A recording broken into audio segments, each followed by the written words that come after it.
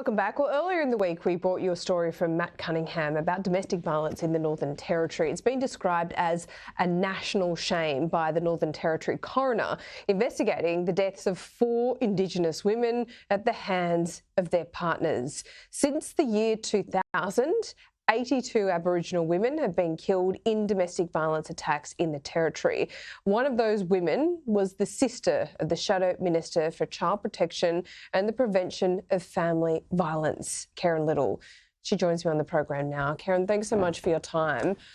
Let's talk about your personal connection here first, because often we can talk about the statistics, but there are real people behind them.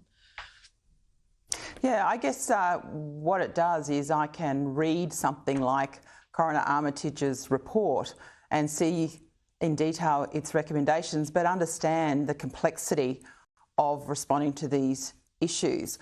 There were women here whose deaths were looked at by the coroner, but she looked at the point at which they lost their lives. And I say almost every day to people, there are people living with near-death experiences every single day.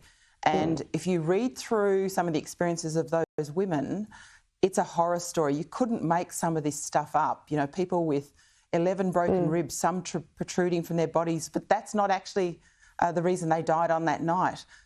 They would have suffered terrible trauma prior to their deaths. Talk to me about your sister's circumstances. So here we have a familiar story to all of those other stories that are mentioned in this coronial report.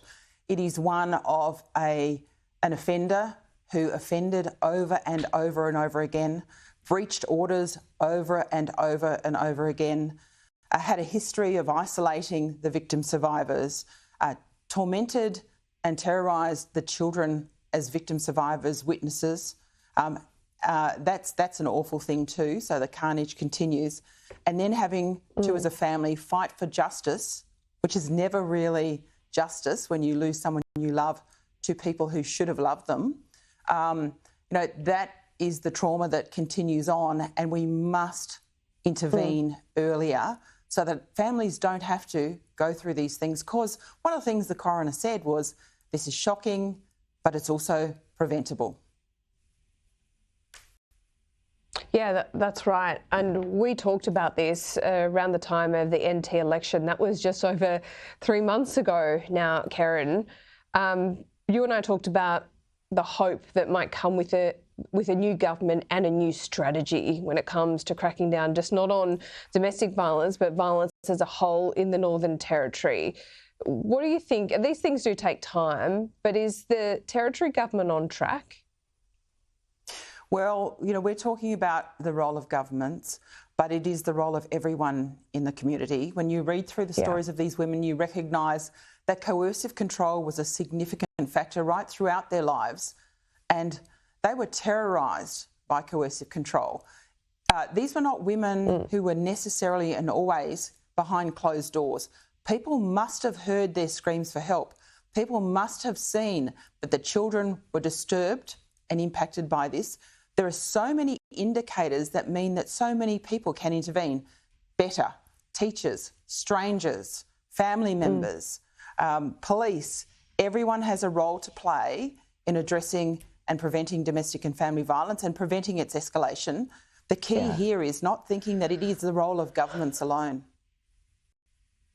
No, that's right. But I mean, what strikes me, Karen, is that you go to some of these remote communities, particularly in Indigenous areas, and the cycle of violence has been through generations.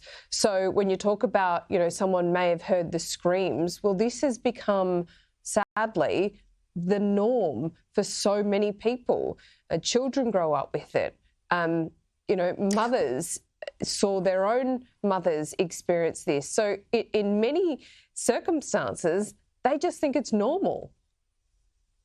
Well, they do become desensitised, unfortunately. And I know when I met with you in Alice Springs, we saw children walking along with rocks in their hands the same week that hundreds and hundreds of windows were broken. And we were talking about, well, why aren't these children intercepted with all of the 300 million that's gone into Central Australia so that they're picked up by these youth services that are supposed to be knowing what these kids are up to.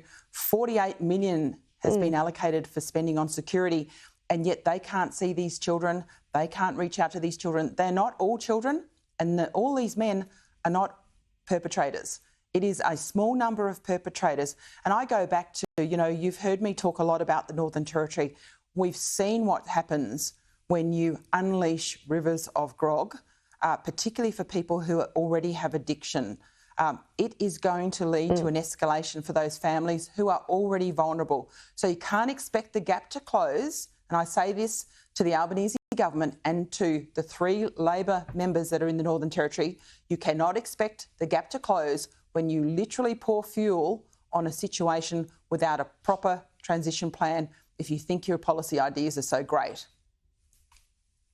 Yep, and that's all something we should all think about as we go into the parliamentary break.